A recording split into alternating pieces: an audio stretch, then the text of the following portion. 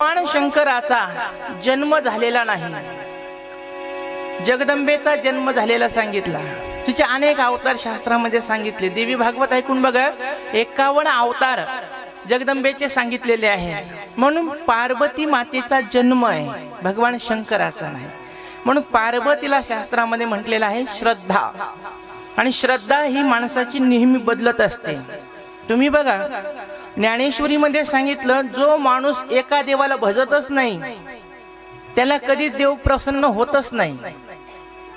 कारण की लोकांना भगवंताकडून काहीतरी प्राप्त व्हावं म्हणून लोक भजन करतात. नाही देवाने प्राप्त करून दिली इच्छित वस्तू तर माणूस लगेच देव बदलतो. सोमवारी महादेवाकडे गेले, महादेवाला दुःख सांगितलं, महादेवाने लवकर नाही ऐकलं तर 5 सोमवार गॅरंटी नाही. 5 सोमवारात देवाने आपलं दुःख दूर केलं तर लगेच 6व्या सोमवारी देव बदलला. चालल्या देवीकडं, जगदंबेकडं. नाही जगदंबेनं लवकर लक्ष दिलं तर गेल्याच आमच्या पांडुरंगाकडं बुधवारी. नाही पांडुरंगाने लक्ष दिलं तर गुरुवारी गेल्या. 3 शिरे 6 हात तया माझा दंडवत. लागल्या दत्तात्रयाची भक्ती करायला. भगवान दत्तात्रयाने लवकर लक्ष नाही दिलं तर मग लवकर प्रसन्न होणारी देवता जय देवी संतोषी माता. आंबट खायचं नाही, तुरट खायचं नाही, तिखट खायचं नाही, आमकं खायचं नाही. लागल्या संतोषी माताची पूजा करायला.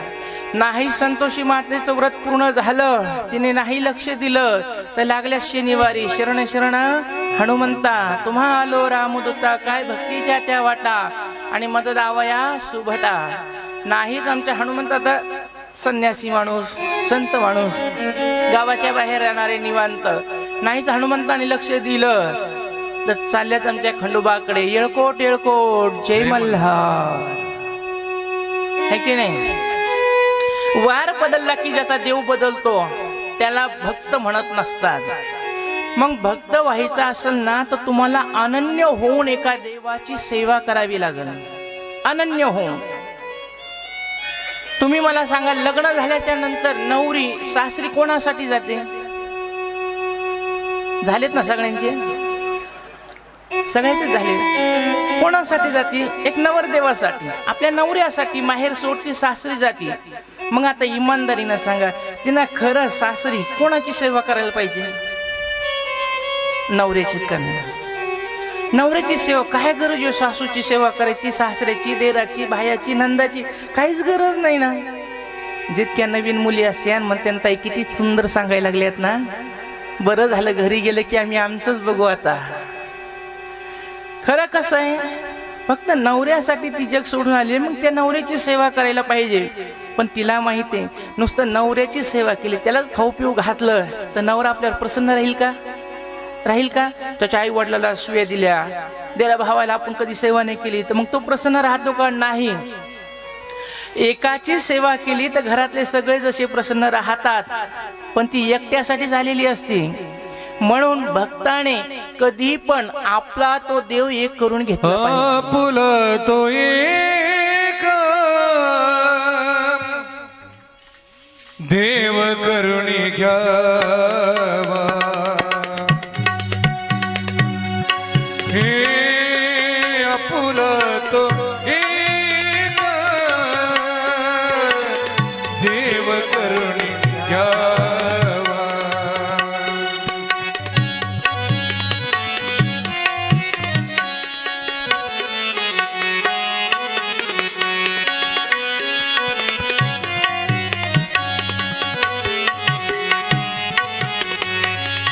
हे आपुला तो एक देव करुणी घ्यावा. आपुला तो एक देव करुणी घ्यावा. तेने विना जीवा सुखानो हे. तेने विना जीवा सुखानो हे. आपुला तो एक देव करुणी घ्यावा. आपुला तो एक देव करुणी घ्यावा. आपुला तो एक देव करुणी घ्यावा. आपुला तो देव एक करून घ्यावा, तेने विना जीवा. महत्वाचा शब्द आहे, सुख नोही. जर का एका देवाची सेवा नाही केली तर देव आपल्याला कधी सुख देत नसतो. भक्ती रोज करतो पण सुख भेटत नाही. जसं वैश्या असते, रोज एकाचं घर त्या ठिकाणी बघत असते, तशी त्याची व्याभिचारिणी भक्ती असते. ज्ञानेश्वरीमध्ये सांगितलं, तुम्ही 12 वाद्य वाचून बघा ज्ञानेश्वरीचा. रोज जो भक्त देव बदलतो त्याला कधी सुख प्राप्त होत नाही. म्हणून त्या ठिकाणी एको भजे सब भजे, एकाची सेवा केल्यावर सगळ्याची सेवा केल्याचं पुण्य प्राप्त होत असतं. म्हणून ज्याची तुम्ही सेवा करता त्याला एक आपल्या जीवनातला अनन्य होऊन त्याची सेवा करा. तुम्ही नीलकंठेश्वराचे भक्त आहेत, खूप सुंदर आहे, पण आषाढी एकादश आली तर पांडुरंगाची पूजा करा. रामनवमी आली तर रामाची उपासना करा. हनुमान जयंती आली, हनुमंताची सेवा करा. कृष्णाष्टमी आली, कृष्णाची भक्ती त्या दिवशी करा. पण रामाची सेवा केल्यावर रामाला दिवसभर उपवास करायचा, भजन करायचं, संध्याकाळी त्याला नमस्कार करायचा आणि म्हणा, राम प्रभू जरा ह्या वर्षामध्ये नीलकंठेश्वराच्या दर्शनाच्या वाऱ्या कमी झाल्यात, अभिषेक कमी व्हायला लागले, अशी काही कृपा करा की तुमच्या कृपेने माझ्या जीवनात महिन्याला एक अभिषेक होईल आणि महिन्याला मला दर्शन घडेल नीलकंठेश्वराचं. भक्ती कोणाची केली तुम्ही? रामेश्वराची, राम प्रभूची. पण मागितलं काय? नीलकंठेश्वराची भक्ती. म्हणून भक्तीसाठी एक देव आपला अनन्य असला पाहिजे. आणि जर का एकाच देवाची आपण नेहमी सेवा करत असलो अनन्य भावाने, तर काय होत असतो? तो देव आपला योगक्षेम वहन करत असतो.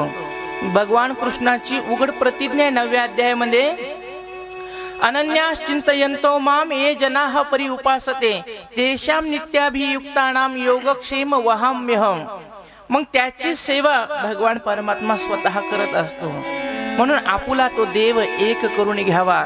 श्रद्धेचा जन्म आहे, विश्वासाचा जन्म नाही. म्हणून पार्वतीचे अनेक रूप आहेत, महादेवाचे नाही. बाबांचा ज्येष्ठ पुत्र आहे, त्याचं नाव आहे कुमार कार्तिकेय. हा कार्तिकेय कशाचं प्रतीक आहे माहिती का? पुरुषार्थ. बाबा म्हणतात, जो व्यक्ती माझी भक्ती करत असताना जीवनामध्ये कष्ट करतो, कर्म चांगले करतो, त्याच्या कर्माला यश देण्याचं माझं काम आहे. म्हणून जीवाने चतुर्विध पुरुषार्थ शास्त्रामध्ये सांगितले, धर्म, अर्थ, काम आणि मोक्ष याच्यासाठी सदैव प्रयत्न केला पाहिजे. हे पुरुषार्थाचं प्रतीक म्हणजे कार्तिकेय आहे. गणपती बाप्पा कोण आहे?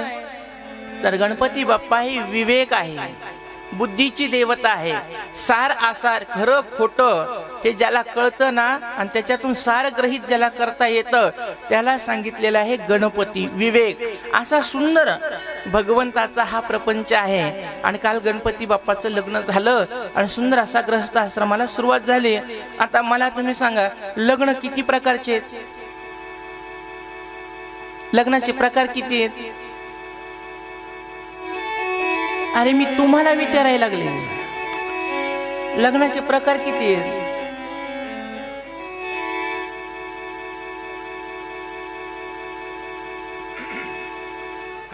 नाही माहिती. आपल्याला फक्त एकच माहिती आहे, लग्नाचे शास्त्रामध्ये 8 प्रकार सांगितलेले.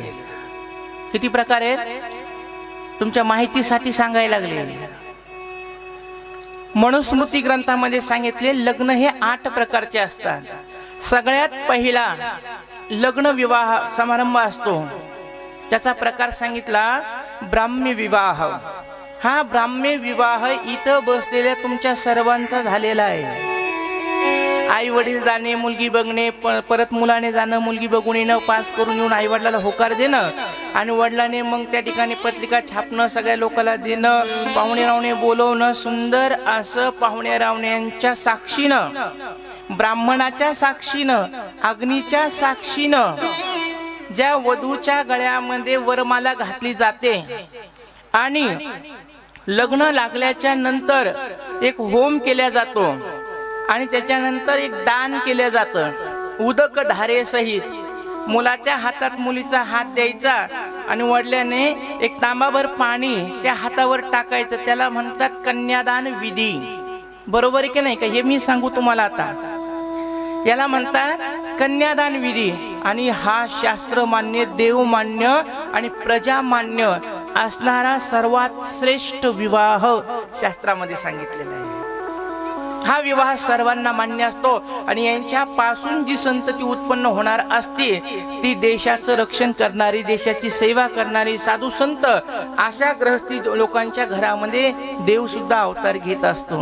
हा शास्त्र शुद्ध विवाह सांगितलं, याचं नाव आहे ब्राह्म्य विवाह. आता लग्नाचा दुसरा एक प्रकार आहे दैव विवाह. यज्ञ कर्मामध्ये योग्य अशा ऋत्विजाला सालंकृत कन्येचे दान करणे म्हणजे याला दैव विवाह म्हणत असतात. लग्नाचा तिसरा प्रकार आहे प्राजापत्य विवाह. मुलाला मुलीला समोर घेऊन बसवायचं आणि तुम्ही दोघांनी धर्मपूर्वक आचरण करून सुंदर असा तुमचा ग्रस्त आश्रम योग्य मार्गाने चालवा असा समजूत घालून कन्यादान करणं याला म्हणत असतात प्राजापत्य विवाह. लग्नाचा तिसरा प्रकार आहे आर्ष विवाह. जर द्यायला धनामध्ये काहीच नसल, घरामध्ये पैसा नसल, काही वस्तू नसतील तर गायीची बैलाची जोडी मुलीसोबत द्यायची, त्याला म्हणत असतात गाई बैलाची जोडी देऊन कन्यादान करणं, त्याला शास्त्रामध्ये म्हटलेलं आहे आर्ष विवाह. चौथ्या नंबरचा. पाचव्या नंबरचा विवाह आहे गांधर्व विवाह. वधू वराने स्वतःच्या पसंतीने परस्पराला निश्चित करून स्वतःच्या पसंतीने लग्न करणं याला म्हणत असते गांधर्व पद्धतीचा विवाह. तुमच्या सोप्या भाषेत लव्ह मॅरेज. तुम्ही लव्ह मॅरेज म्हणता, आपलं हिंदू धर्म त्याला गांधर्व विवाह म्हणतात. स्वतःच्या पसंतीने आई वडिलांनी जरी नकार दिला असला तर कोर्ट मॅरेज करणं, कोर्टात जाऊन लग्न लावणं. त्याच्यानंतर सांगितला सहावा असुर विवाह. मुलीच्या आई वडिलांना, आता हा विवाह जास्त सुरू झालेला आहे बरं का मागच्या 2 वर्षापासून. कसा झालाय बघा तुम्ही, मुलीच्या आई वडिलाला पैसे देऊन मुलीशी लग्न करणं याला आपल्या हिंदू धर्मामध्ये 6व्या नंबरचा विवाह सांगितला, त्याला म्हणतात असुर विवाह. हा विवाह कसा आहे, असुर विवाह आहे आणि हा विवाह शास्त्राला अजिबात मान्य नाही. तुम्ही मला सांगा, 9 महिने आपण मुलीला उदरामध्ये सांभाळतो, जन्माला घातल्यावर तळ हाताचा फोड करून तिला जपतो, लहानची मोठी करतो, सुंदर शिकवतो, तिला योग्य बनवतो आणि अशी योग्य मुलगी झाल्याच्या नंतर वडील तिचं एक दान करत असतात, त्याचं नाव आहे कन्यादान. आणि ते कन्यादान कशामुळे करतात माहितीये का, कन्येला वराला दान दिल्याच्या नंतर जे संकल्प सुटतो का त्याच वेळेस वडिलाला पृथ्वी दान दिल्याचं पुण्य लागत असतं. काय दिलेलं, पृथ्वी. ही जी पृथ्वी आहे का, ही पृथ्वी दान दिल्याचं पुण्य लागत असतं. आणि जर का कोणत्याही आई वडिलाने मुलीच्या लग्नाचे पैसे घेऊन जर का लग्न लावलं तर त्याला एक काहीच पुण्य प्राप्त होत नाही, उलट त्याला दोष लागतो, त्याला पाप घडतं मुलगी विकल्याचं. बरेचसे लोक आहेत पण हे लग्न योग्य नाही, आपल्या शास्त्रामध्ये सांगितलेलं नाही.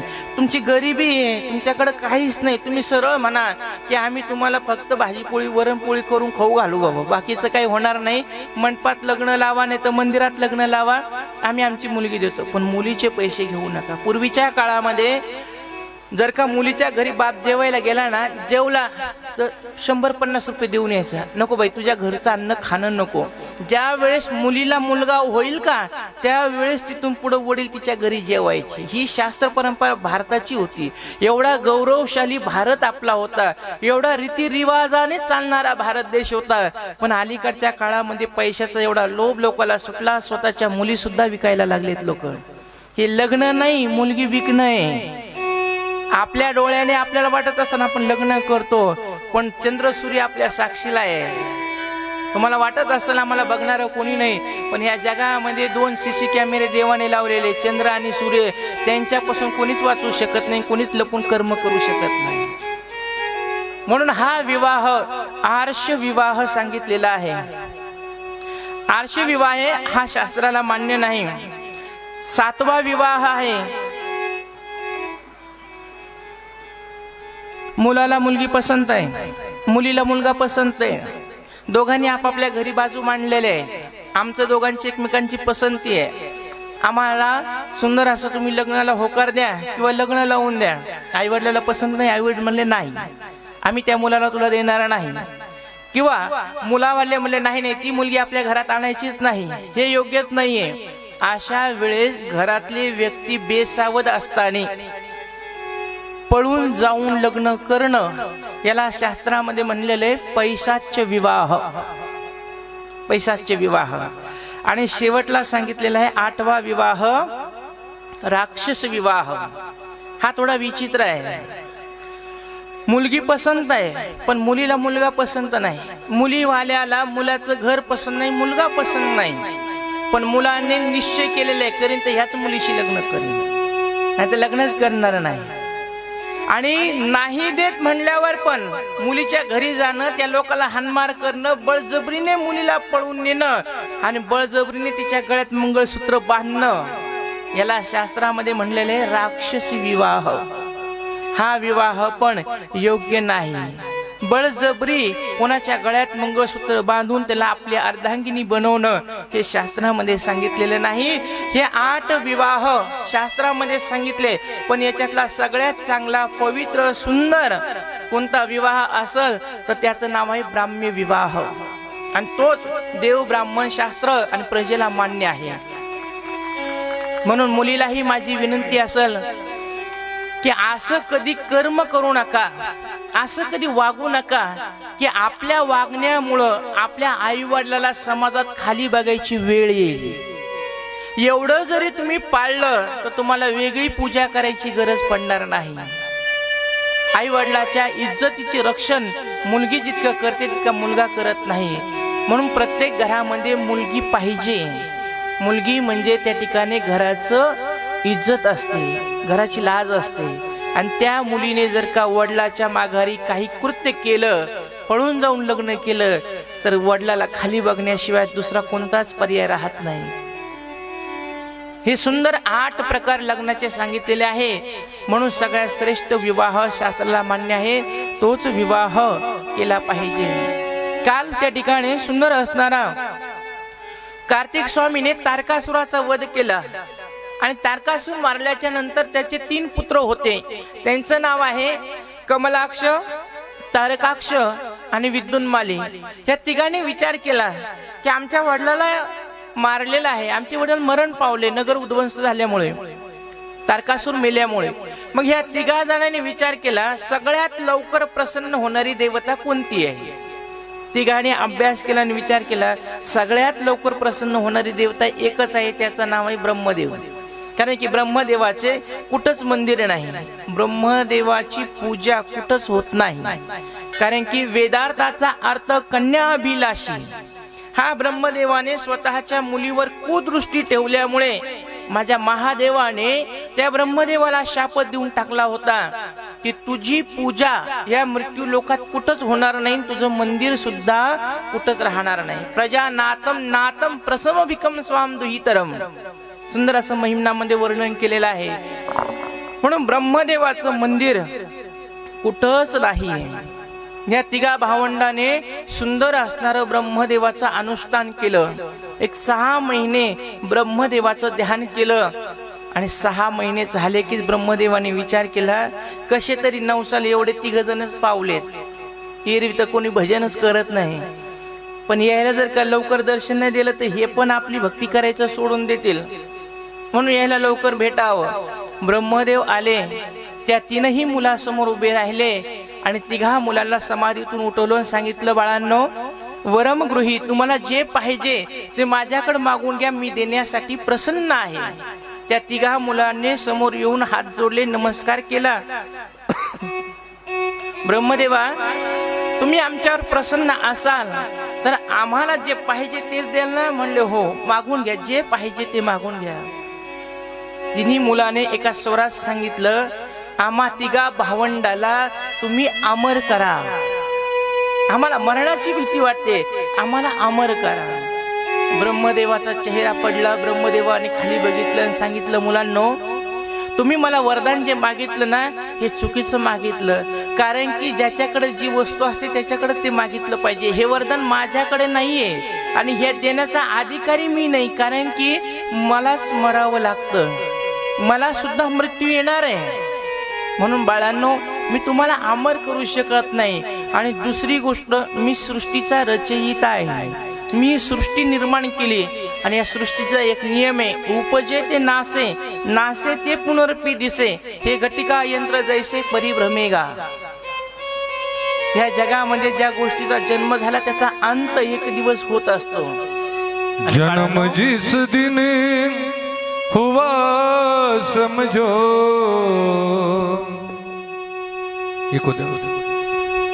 जन्म जिस दिन हुआ समझो, कभी तो मौत भी होगी.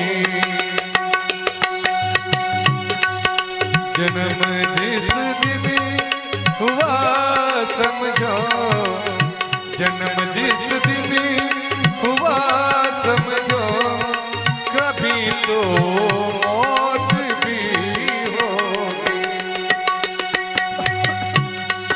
सुबह होने से पहले, सुबह होने से पहले हो आगे रात भी होगी. जन्म जिस दिन हुआ समझो, कभी तो मौत भी होगी. हे जग द्वैतापासून बनलेलं आहे. म्हणून या जगामध्ये स्त्री आहे, पुरुष आहे, दिवस आहे, रात्र आहे, गरिबी आहे, श्रीमंती आहे. या जगामध्ये जन्म आहे म्हणून मृत्यू सुद्धा आहे. मृत्यूला घाबरायचं नाही, मृत्यूला मंगलमय कसं करता येईल याचा विचार करून भगवंताची भक्ती करा.